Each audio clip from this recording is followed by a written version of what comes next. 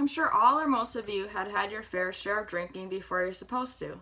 I personally went through a phase of this after high school when I pushed the boundaries just a little bit. For the remainder of my speech, I will be informing you on the pros and cons of lowering the drinking age from 21. Through my recent research and interview with a healthcare professional, along with prior knowledge from my life, you will find this speech to be very credible. Not only is this subject very relevant to me, not just due to my age, but I think it's something that everyone from all different age groups should have had to deal with at some time in their life. After all, the legal age has been changed 3 times since its ratification in 1933. Throughout the rest of my speech, I will discuss a few examples coming from the opposing side and supporting side of lowering the drinking age again. Keeping the legal purchase age at 21 is making underage teens rebel. If we decide to lower this age, this could be too much for underages to handle maturity-wise. This could lead to harming themselves and others. Lastly, the brain isn't fully developed until the age of 25, so how does alcohol hinder its growth?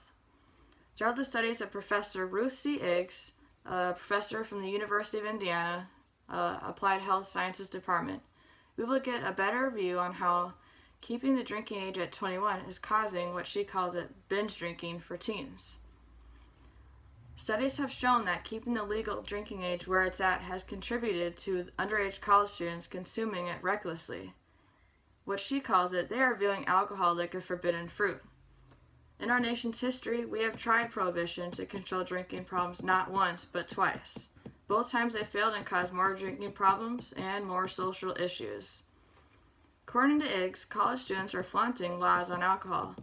22% of all students under the age of 21 versus 18% over the age of 21 are labeled as heavy or binge drinkers, which means they are having 5 or more drinks in one sitting. There has been an increase in abusive drinking to oneself versus a decrease in drinking and driving. This can also be called underground drinking. Studies starting from the 1980s, which Iggs have found from her research, show a continuous decrease in drinking and driving related issues. And she has shown that the decrease in drinking and driving problems are not just the result from hiring the drinking age, but these results can be from education classes concerning drunk driving issues, designated driver programs, improved automobile safety, improved lower speed limits, and free taxi services. She thinks that with the continued implementation of education programs having to do with alcohol, this will continue to lower the risk of drinking and driving, lowering the age will teach these classes as well as kids' responsible drinking habits. Looking at other cultures such as Italians, Greeks, Chinese, and Jews, alcohol isn't seen as a poison or magic. Adapting more alternative approaches to America's drinking problems might end up being more successful. From Professor Ng's studies, we can conclude that on her viewpoints on the drinking age of being 21, and she is definitely not in favor. She believes due to the fact college kids are legally turned down from legal consumption, they feel the need to rebel. She has also studied how the drinking and driving violations have gone down over the years. However, self-harm with drinking has gone up. Next, we will explore some of the supporting arguments and why drinking age should remain at the age of 21. There are many factors that contribute to cons of underage alcohol consumption, such as safety in dangerous environments, maturity level, and looking at some of these from the authors at procon.org, we can get a fuller understanding of what they mean by maturity has a big impact on the readiness of alcohol consumption. If the age is lowered from 21 to 18, this will cause a large number of the population to be out at the bars and clubs. And as we all know, these environments are not the safest. Another opposing view, the age of legal initiation, should be higher simply because there are so many risks that come along with this responsibility. Many rights in the United States are not confirmed until the age of 21 or older, such as purchasing a handgun, gambling in a casino, adopting a kid, renting a car, and even running for president.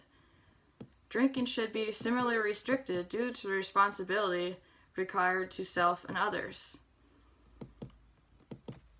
And drinking alcohol is not a fundamental right guaranteed by the Constitution. Traffic accidents, fatalities, and consumption reduction and other laws are violated less when the age is higher, according to procon.org. Looking back at my second point, the negative side of lowering the drinking age, we saw a few similarities that were the opposite from my first main point, supporting lowering the age. Both sources recognize that teens are binge drinking, but are not in agreement with how they affect themselves and others, as in traffic accidents, assaults, death, and harm. To get a better understanding of why these people are thinking the way they do, let's take a look at some of the other facts on the issue of lowering the drinking age. One of the biggest issues when it comes to a legal decision is health concerns of drinking. I'm sure most of you had heard that the brain doesn't fully develop until the age of 25. Many people, including healthcare professionals, have preached to me over the years. However, just how true is this? Since my dad works in the healthcare field, I thought I'd pick his brain a bit for both sides of the topic. Starting with the pro side, he says, no matter what age the government has the minimum purchase and consumption age for alcohol at, kids are going to drink and are going to find ways to do it.